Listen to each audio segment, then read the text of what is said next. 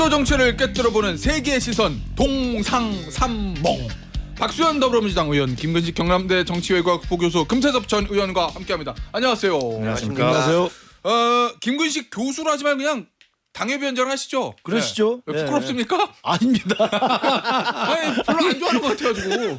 아니 송파병 당협위원장을 해주십시오. 그죠? 국민의힘. 예. 좋은 당협위원장이 얼마나 좋은 자리인데 그걸 못해서 난리인데 자꾸 교수를 해달라고 그래가지고. 아닙니다. 다 좋습니다. 저는. 네. 예. 뭐 부끄러우신 건 아닌 거죠? 아니 전혀 아닙니다. 네, 알겠습니다. 아니 근데 좀 죄송한 얘기인데 부끄러워할 수도 있을 것 같아요.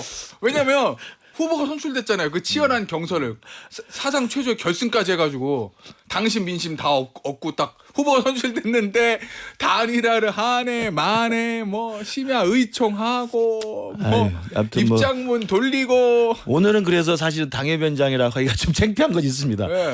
우리 당이 이렇게까지 좀 국민들 앞에 벌성사라는 모습을 보이는 게 너무 죄송하기도 하고. 예.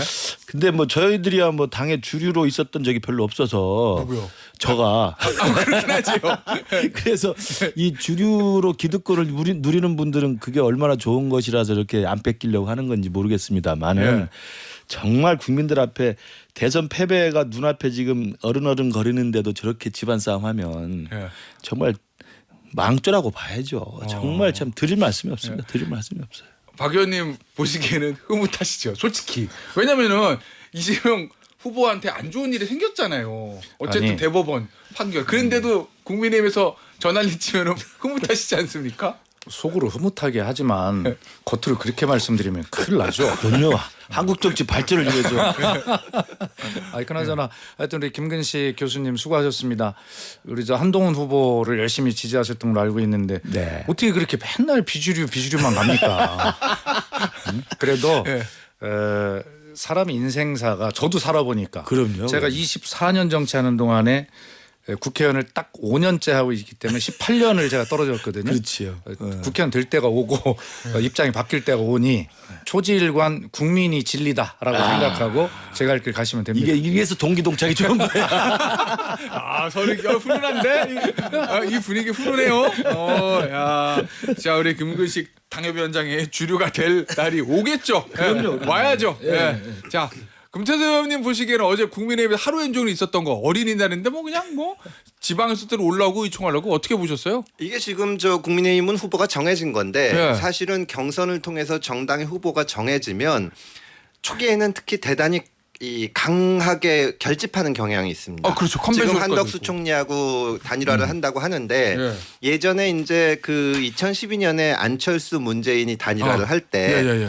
그때는 단일화를 하면 박근혜 후보를 이길 수 있다. 아. 근데 단일화를 하면 못하면 진다. 예. 그래서 이제 누가 되는 게 유리하냐. 그러면서 이제 단일화 방법으로 협상에 의한 단일화 얘기도 많이 나왔거든요. 예. 그건 결국은 한 명이 양보하는 겁니다. 예. 근데 민주당 쪽에서 하는 얘기는 경선을 거쳐서 정식으로 정당의 후보로 선출된 사람은 예. 사퇴를 못한다. 아, 그렇지. 예, 굉장히 강하게 뭉쳐져 있어요. 그렇죠. 근데 지금 국민의힘은 별로 안 그래 보입니다. 그러니까 뭐 누가 되든 상관없고, 예. 그러니까 저 김문수 후보가 이 당의 후보가 된 지 며칠 되지도 않았는데 예. 단일화해라 하니까 자중질환이 일어나는 거고 또 근본적으로는 이 두 분 중에 누가 나와도 지금 사실상 이기기가 쉽지 않은 게임 아닌가. 판이. 그러니까 신이 안 나고 예. 어차피 지고 나서 이제 뭐 해야 되냐. 아하. 서로 의도를 의심하는 거죠. 어차피 질 거 나중에 당권 잡으려고 하는 거 아니냐. 예. 막 이러면서 서로 비난을 하고 하다 보니까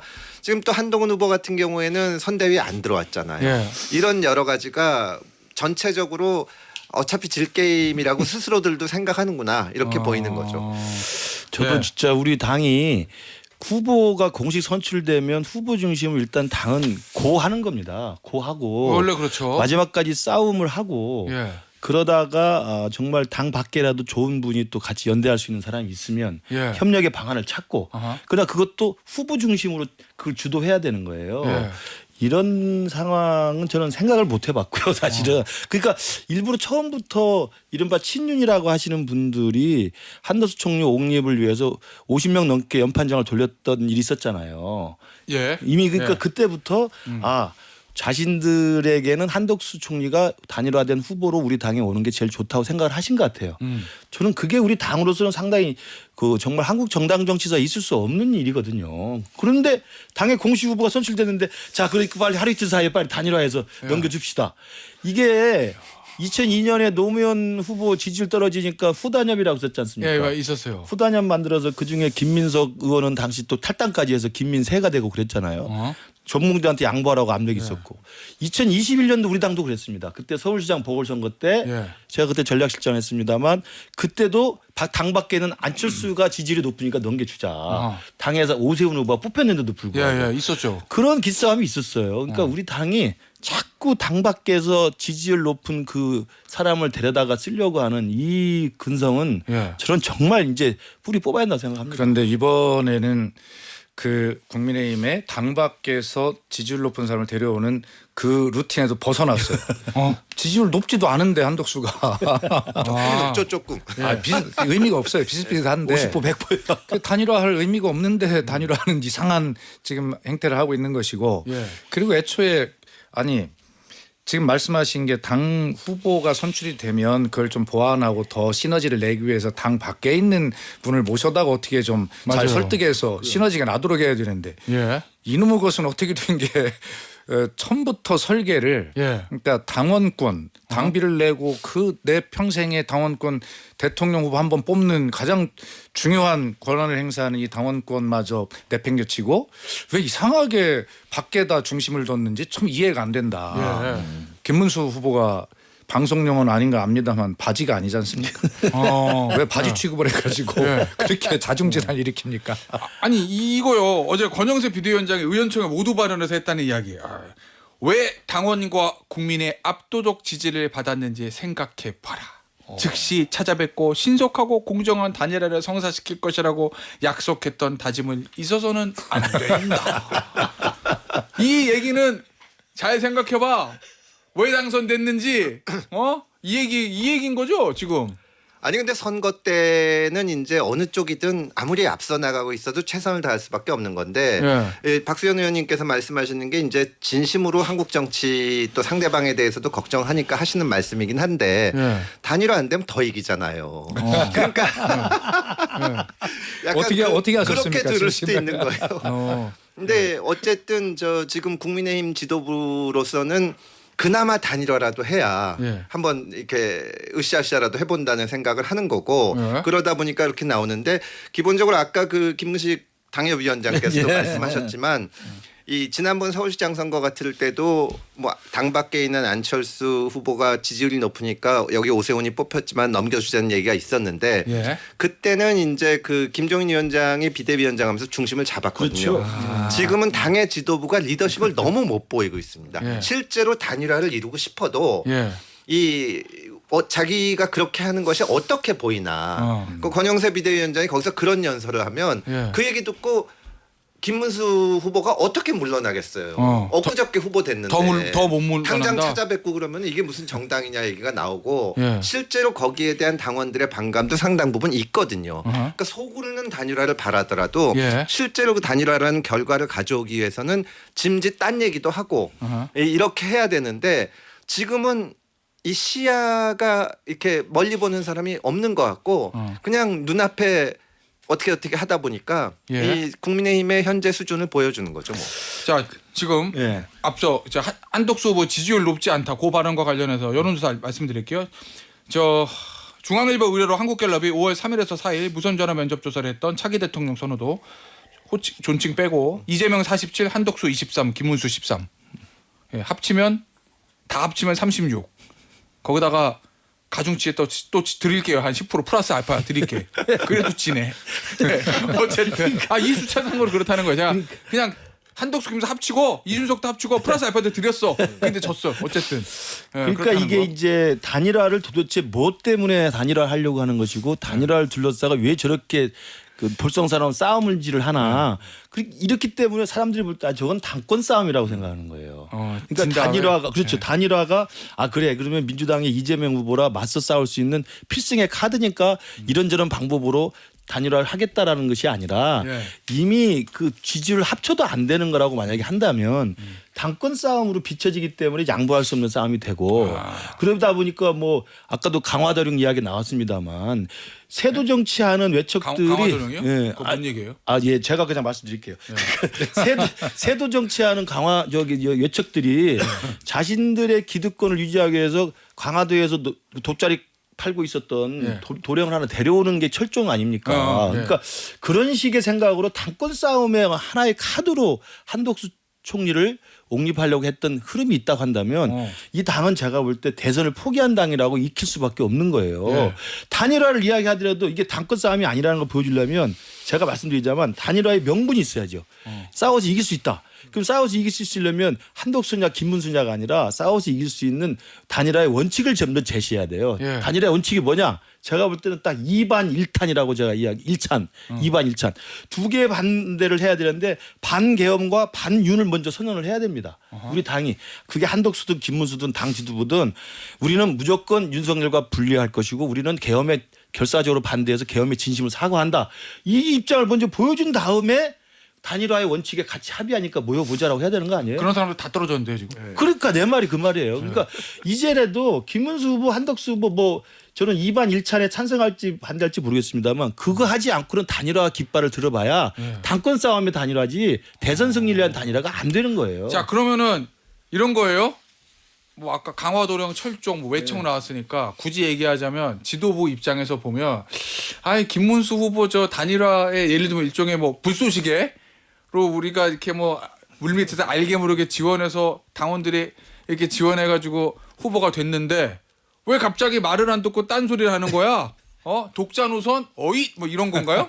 이렇게 보는 거예요 이게 지도부가? 지금 얘기하시는 흐름을 보면 예. 김문수 후보님을 강화도령 내지는 불쏘시개 아까 저는 바지라는 표현을 했습니다만 그렇게 본 것이냐 이렇게 흐름이 있는 것 같은데 저는 좀 다른 시각으로 좀 해석을 해보면 왜 한덕수 후보로 단일화를 하려고 하는 그런 움직임들이 있지라고 하면 한덕수 씨를 진짜 강화도령으로 보는 거 아닌가? 오히려? 예, 오히려 왜 그러냐면 강화도령이 여러 군데 나오네요. 그래 제 논리가 좀 더 맞을 것 같은데. 저 사학을 전공하셨기 때문에 그렇습니다. 잘 아십니다. 그 관계를. 예. 그런데 어차피 대선에서 승리 가능성이 그렇게 높지 않다라는 것이 솔직한 심정이라면 대선 이후에 당권이라고 하는 것 이것을 보기 위해서는 대선 이후에 그 전에는 한덕수라고 하는 당권과 전혀 관계가 없는 그런 인물을 하나 세워놓고 물밑으로 치열하게 눈치를 보고 있다가 대선 결과가 끝나고 본격적인 당권 싸움을 해보자.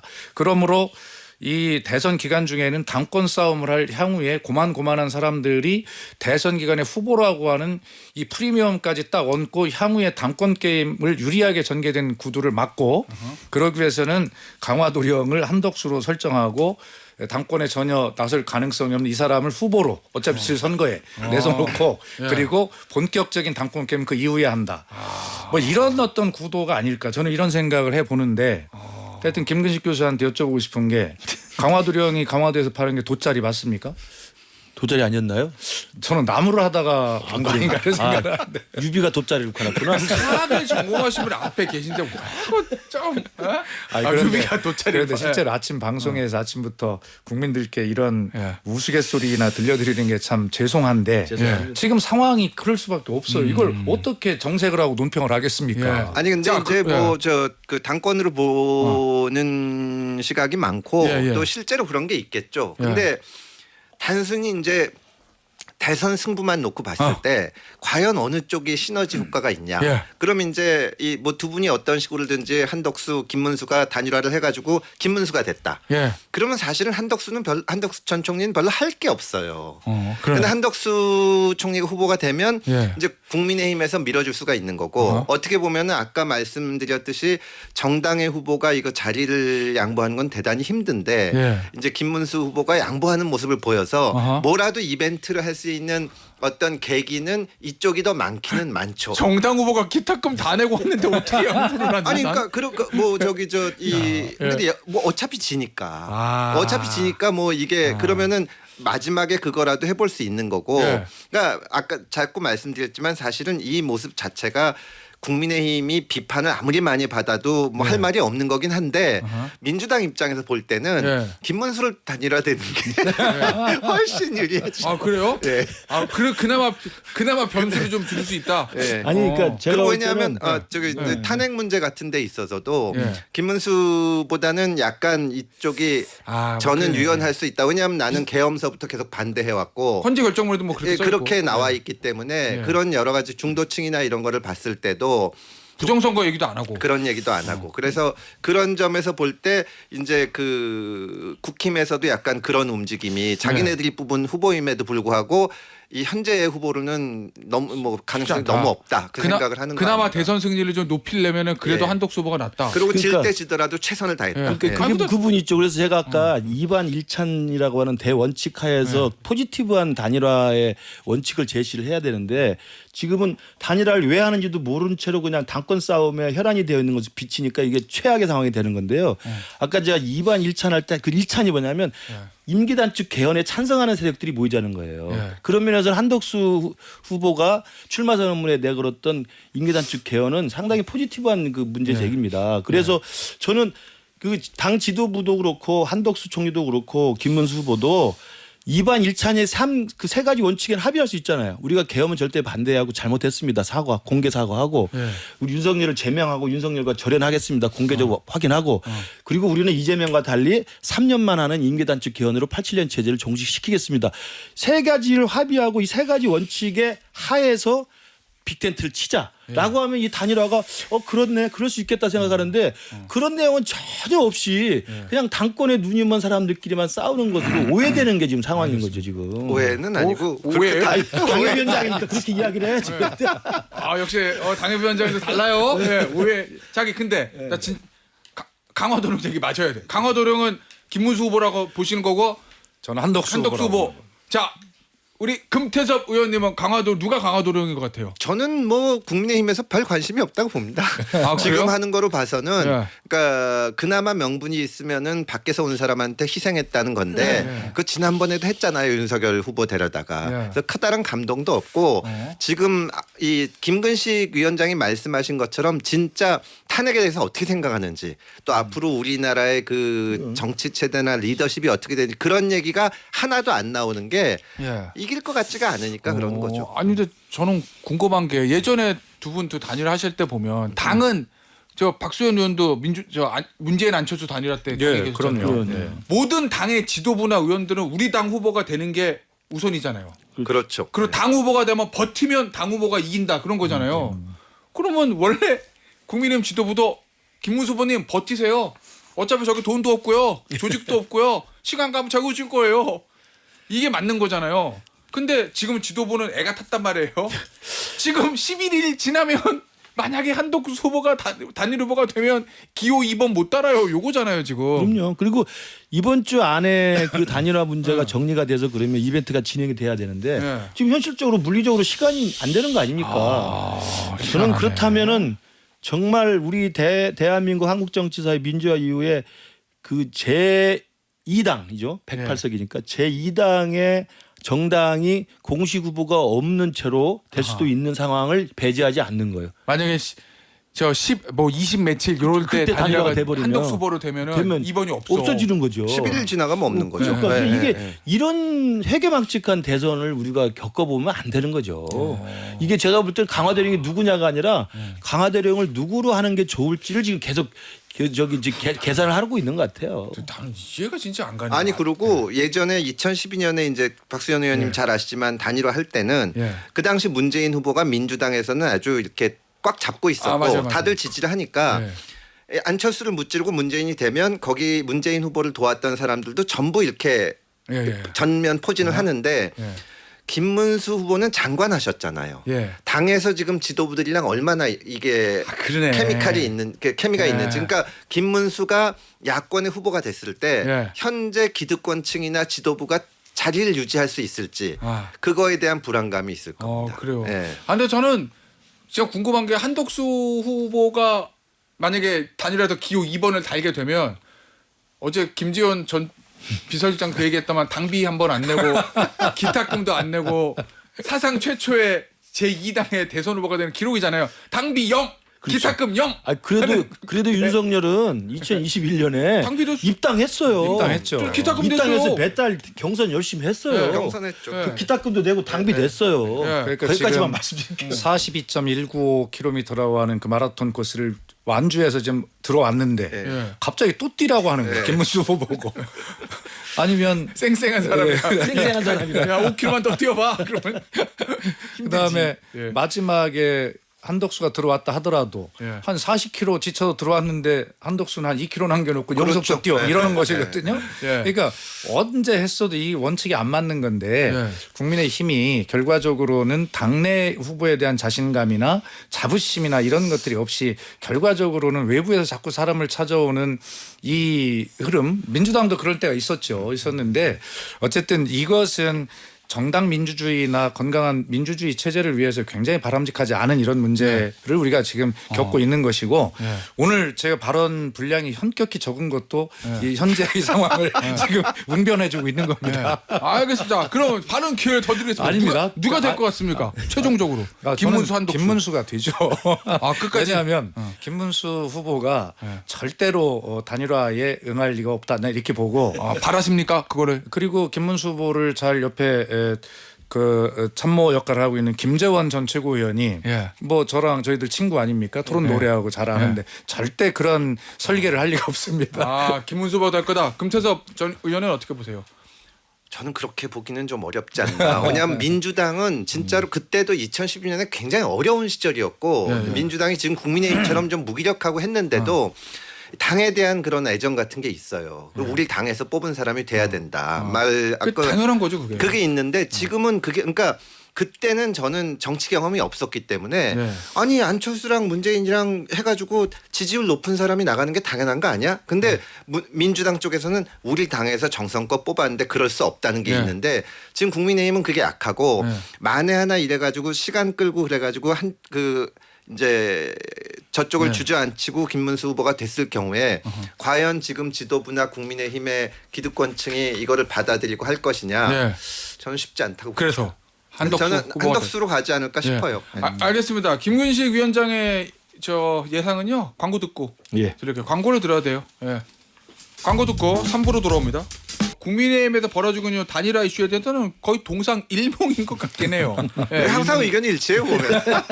맞습니다. 네, 대체로 우리가 당을 하나 만들어야 되는데 저희가 제목을 잘못 정했나요? 그리고 근데 삼몽일 수도 이몽일 수도 있겠구나.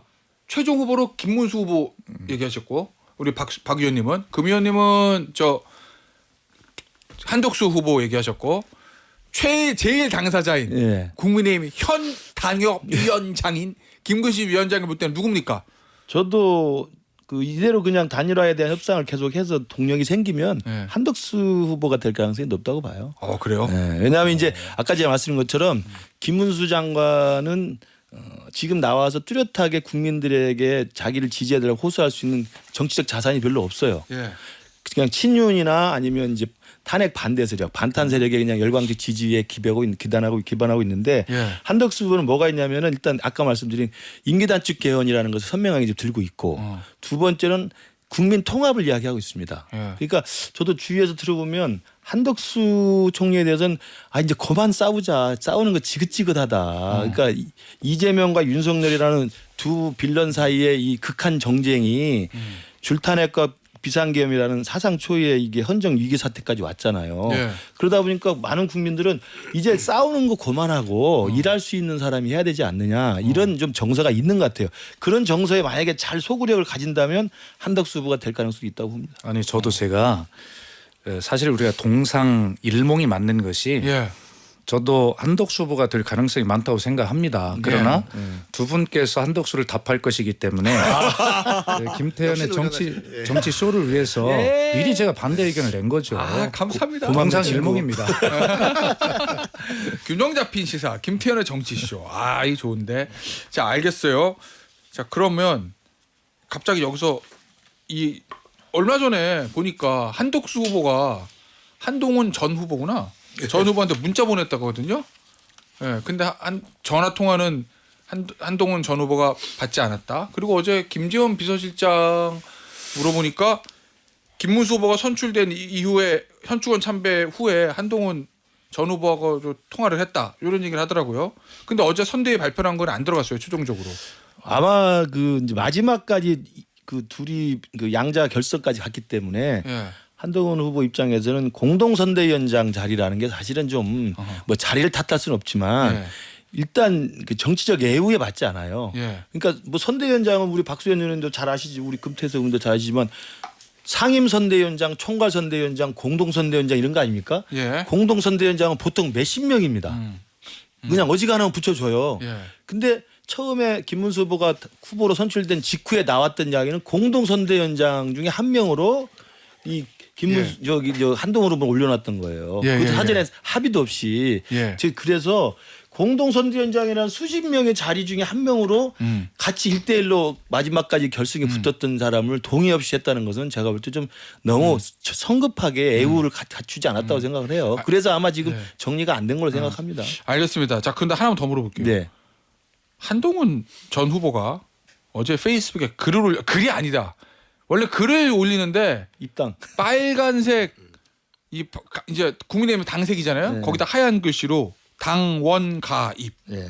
우리는 당을 버리지 않겠습니다.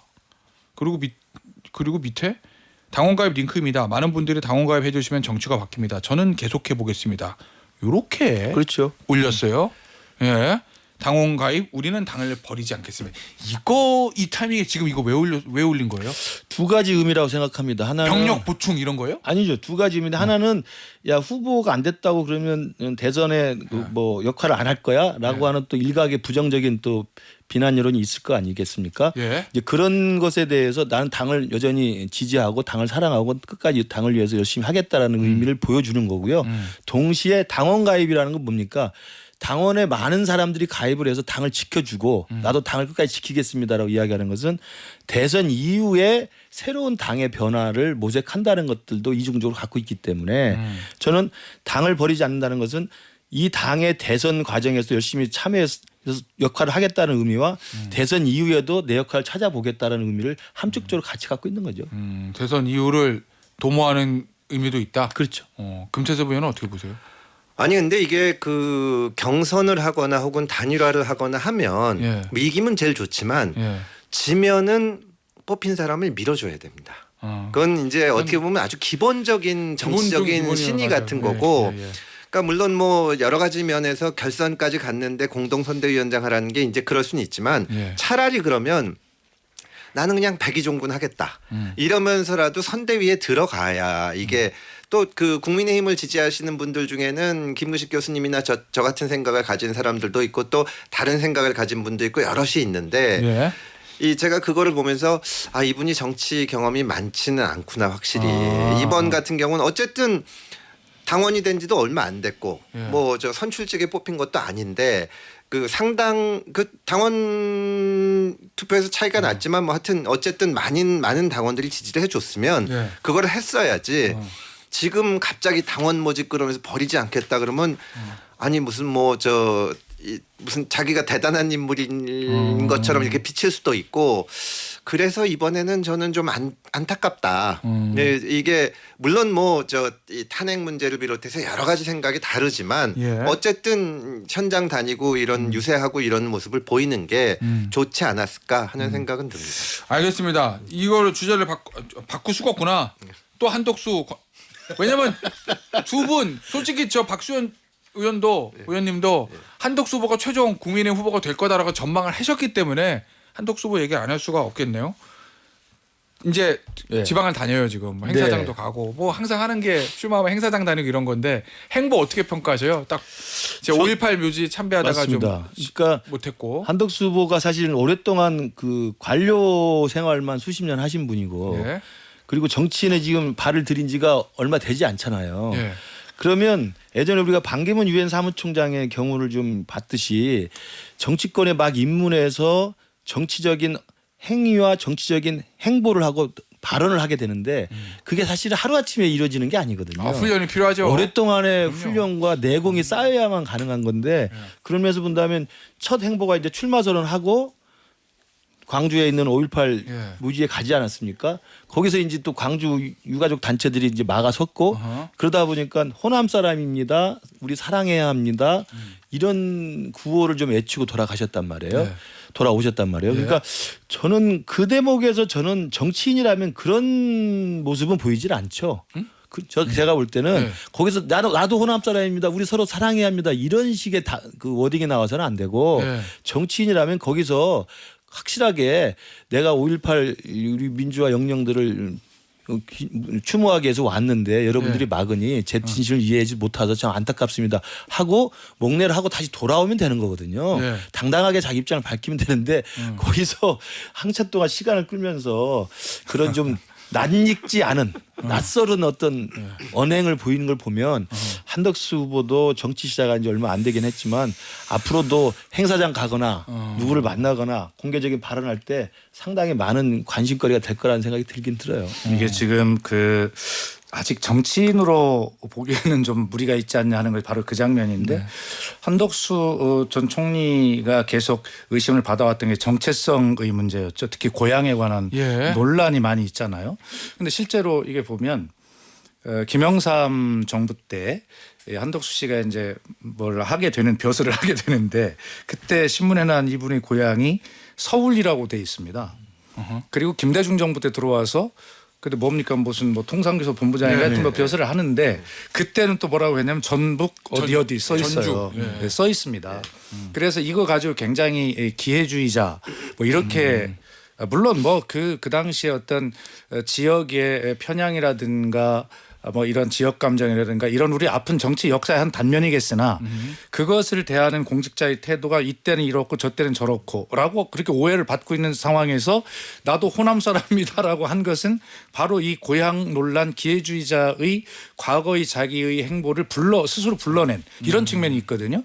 그런 측면에서 정치력이 정책 감각이 아직은 이 대권 후보를 감당하기에는 아직 좀 부족하다 이런 생각을 여실히 할 수 있는 장면이었습니다. 그게 예. 지난번 대선 때 윤석열 후보를 보면 예. 윤석열 이제 그 전에 검찰총장 지내고 아하. 국감에서 발언하는 걸 보고 사람들이 다 정치적 감각이 참 훌륭하다. 예, 예. 뭐 사람에게 충성하지 않겠다 그러고 치고받을 땐 치고받고 예. 그런데 막상 이 대선 후보가 돼서 돌아다닐 때 가는 데마다 설화를 일으키는 거예요. 이게 진짜로 그 기자들의 질문을 들으면서 어떻게 저런 얘기를 할 수 있나 하는 얘기가 계속 나오는데 예. 이게 별거 아닌 것 같아도 경험이 없으면 그런 문제가 생기는데 예. 저도 이 한 총리가 지금 박수현 의원님 말씀하셨듯이 고향 문제가 문제가 되는데 굳이 그 얘기를 또 호남 가서 하고 근데 그 옆에서 보면은 참모진이 없거나 혹은 또 윤석열 후보처럼 참모진이 있어도 말을 안 듣거나 그런 그때는 우리가 정말 많이 얘기를 해도 경험에서 말을 나오는 안 거죠? 들어요.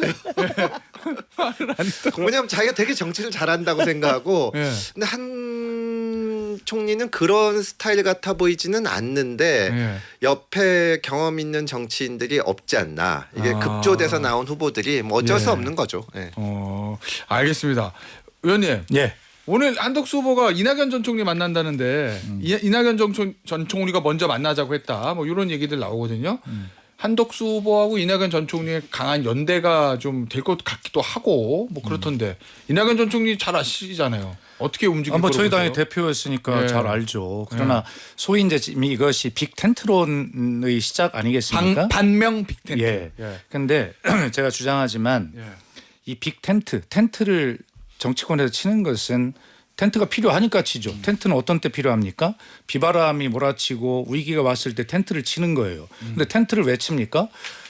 국가와 국민을 보호하기 위한 텐트를 정치권에 치는 것이지 예. 정치인들 자기들이 스스로 피난하고 피피하려고 자기 스스로 치는 텐트가 무슨 빅 텐트겠습니까? 그렇기 때문에 빅 텐트라는 말이 이제 하면 안 된다 이런 생각이 들고요. 텐트는 기둥이 4개가 다 튼튼하고 크기 같아야 고른 텐트가 쳐지잖아요. 그런데 텐트라고 하기에는 기둥이 너무 작아요. 이건 텐트가 아니지 그냥 땅에 깔면 되는 것이 이게.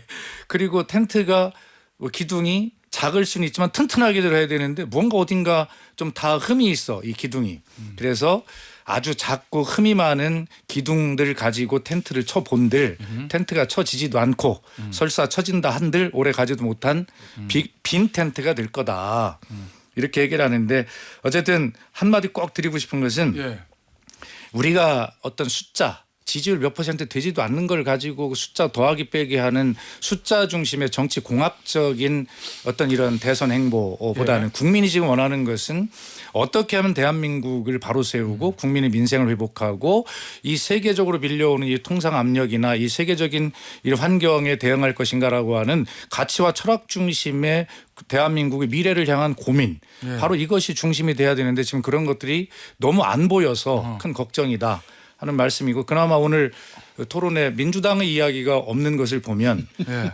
국민의힘이 워낙 못하고 있거나 아니면 민주당이 특별히 예. 뭐 잘 잘하고 못하고 있는 뭐 잘하고 있다고는 안 하겠습니다. 이러면 합니다. 민주당으로 갑니다. 제가 자연스럽게 화제를 전환시키지 않습니까? 자, 갑니다. 민주당. 조희대 대법원장 탄핵 갑니까, 의원님? 근데 두 분 말씀을 듣고 제가 답변하겠습니다. 생각을 정리하실 필요. 이제 아니 이제 비판받을 각오가 돼 그렇죠. 있다는 뜻입니다. 금방 이게 이제 이낙연 총리가 그 이례적으로 먼저 요청을 해서 오늘 오찬을 한다는 거 아니에요?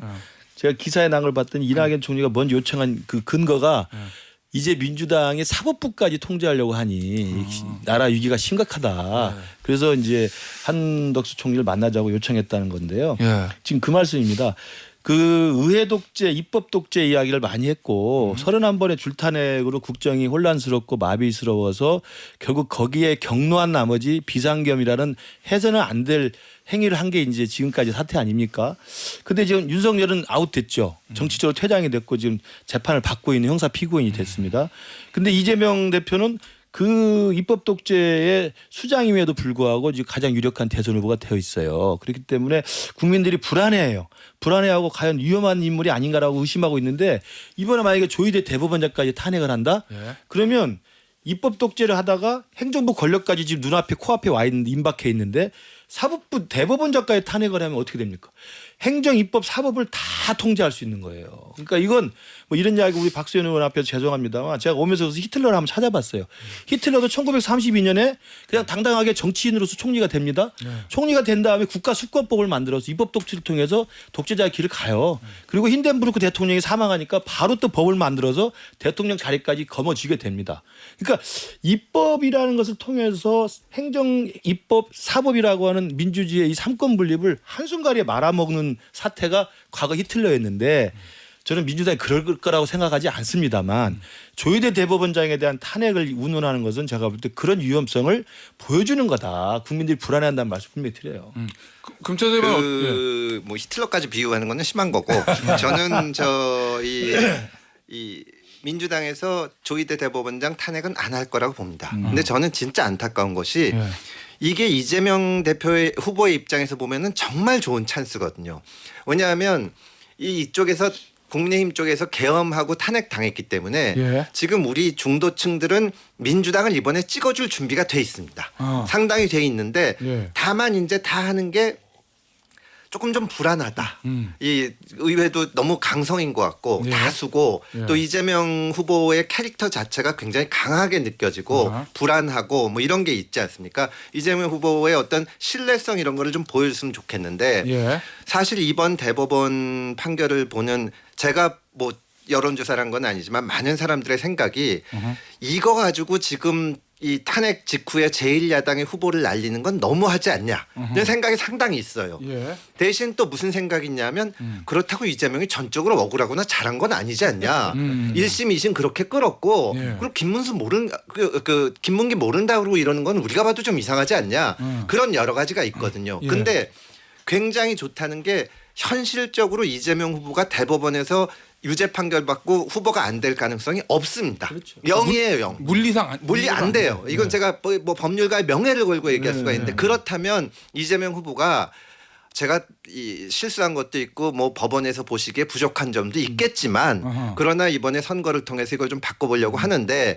국민들이 도와주셨으면 좋겠습니다. 이런 식으로 얘기를 했으면 상당 부분 그게 없어졌을 텐데 불리할 때 저렇게 얘기하는구나. 근데 이게 터지자마자 민주당 의원이 이놈들 봐라 한 달만 기다려라 그러질 않나. 민주연구원 부원장 지낸 사람이 삼권 분립은 막을 내려야 될 때가 되지 않았나. 그리고 이재명 후보는 지금 거기에 대해서 이런 방구 안 한 채 민생 행보를 하고 있잖아요. 예. 굉장히 안 좋습니다 지금. 그러니까 이것 때문에 국민의힘 찍지는 않더라도 예. 아, 이 사람은 이렇구나. 거기서 뭐 그 생각이 굉장히 강해지는 거예요. 그럼 제가 이제 말씀드릴 예. 차례가 하여튼 두 분 말씀 잘 경청해서 듣겠습니다. 지금 저희 그 선거 캠페인의 그 캐치프레이즈가 경청 아니겠습니까? 경청 좋습니다. 저도 한 말씀 드려보면 그런데 일어나지도 않은 일을 가지고 이재명이 되면 강력한 3권을 다 장악하게 될 것이다라고 하는 것은 기우다 하는 말씀을 드리고요. 그리고 이재명 후보가 되면 위험하다, 불안하다, 문제가 있을 거다. 김근식 교수님 자유민주주의와 경제에 심각한 문제가 될 거다라고 했는데 아니 윤석열 정부가 일으켰던 그 비상계엄과 이런 것들보다 어떻게 더 위험할 수 있습니까? 방법 좀 가르쳐 주십시오. 어떻게 더 민주주의와 경제를 망칠 수 있는지 방법을 좀 가르쳐 주시기 바랍니다. 저희가 볼 땐 이렇습니다. 12월 3일 의원 불법 비상계엄을 저희는 1차 내란이라고 저는 규정을 합니다. 제 개인 규정입니다. 이것은 계엄 쿠데타예요. 2차 내란은 그 뒤에 한덕수 대행과 최상목 대행이 헌법재판관을 임명하지 않는 위헌을 함으로써 헌재 상황을 굉장히 오래 불안하게 끌었어요. 이것이 소위 저는 2차 내란이고 이것은 행정 쿠데타다. 이렇게 저는 규정을 합니다. 3차 내란. 지금 대법원의 엊그제 판단이라고 하는 게 금태섭 의원님 계십니다만 상식적인 법률가적 판단으로 이게 맞지가 않아요. 뭔가 이상한 일이 벌어지고 있어요. 그래서 이재명을 완전히 사법 판단으로 제거하려고 하는 거 아니냐라는 불안이 민주당 안에 있는 것은 당연한 것이고요. 거기에 대해서 어떤 대책을 세워야 되는 것도 당연한 것이고. 그래서 저는 현재의 상황을 대법원이 진행하는 3차 내란, 사법 쿠데타다. 이렇게 저는 개인적으로 규정을 합니다. 그럼에도 불구하고 민주당의 대통령 후보인 이재명 후보는 이거에 대해서 민주당이 지금 공식적으로 당에서 탄핵하기로는 결정을 한 적이 없습니다. 다만 한 일은 뭐냐면 5월 12일까지 5월 15일의 선고 기일 변경을 요청한다. 그걸 보고 우리가 향후에 어떤 행동을 해 결정하겠다. 이 정도니까 하여튼 두 분 말씀은 경청하되 민주당이 지금 인식하고 있는 현재의 상황은 1, 2, 3차 내란이 계속 진행되고 있고 여기에 비상하게 민주당이 대비를 하면 안 된다라고 하는 그런 어떤 내부적으로 굉장히 긴장된 상태는 있으나 지금 말씀하신 대로 한두 사람이 얘기한 이놈들 봐라 다 날려야 되겠네. 이런 것은 한 분의 의견일 뿐이지 민주당의 의총의 결의로 그건 전부 그런 것은 없습니다. 예. 아니 근데 한두 사람의 말이 아니라 분위기 자체가 그렇고요. 그다음에 이제 저는 지금 이 대법원 판결이 뭐 일찍 하고 하는 게 잘했냐 잘못했냐 하는 것도 얘기하면 뭐 끝도 없을 끝도 거니까. 없어요. 근데 좋습니다. 예. 지금 이제 현실적으로 가장 당선 가능성이 높은 이재명 후보가 대통령이 됐을 경우에 좀 통합적인 정치라고 잘 됐으면 좋겠다고 보는데 이 보수 쪽 사람들의 얘기를 들어보면 문재인 대통령이 될 때 그 기대를 많이 했어요. 지금 윤석열 정부가 계엄하고 뭐 이렇게 되는데 어떻게 더 위험하냐고 하시지만 박근혜 대통령이 탄핵되고 하고 나면서 이제 보수 쪽에서도 이번엔 민주당이 해야지 할 줄 알았는데 민주당이 되고 나서 적폐청산한다 그러면서 갈라치기를 했다고 보고 있거든요. 그러니까 지금 또 그랬지는 말았으면 좋겠다. 솔직히 박근혜 대통령 탄핵됐을 때 민주당이 한 번만 할 거라고 누가 생각했습니까? 그때 뭐 이해찬 다 20년 예, 한다 그러고 맞아요. 사실 예. 그럴 거라고 생각을 했는데 그게 안 된 건데 이 대법원에서 이례적으로 빨리 했다면 그냥 이재명 대표를 지지하지 않거나 민주당을 별로 안 좋아하는 사람들 입장에서 볼 때는 아니 조국은 재판을 3년씩 하고 이재명 1심 2년 2개월 하고 아니 난 법은 잘 모르지만 윤석열은 몇 개월 만에 쫓겨났는데 이거 재판을 빨리 하는 거 가지고도 뭐라 그러는 게 말이 되냐. 그리고 법원에 대고 몇 월 며칠까지 재판 안 하면 안 된다 그런 것도 너무하지 않냐. 거기에 대해서 좀 좀 다른 메시지를 내줬으면 하는 거죠. 알겠습니다. 오늘 동상삼봉 여기서 마무리하도록 하겠습니다. 박수현 의원, 김근식 위원장, 금태섭 의원이었습니다. 감사합니다. 감사합니다.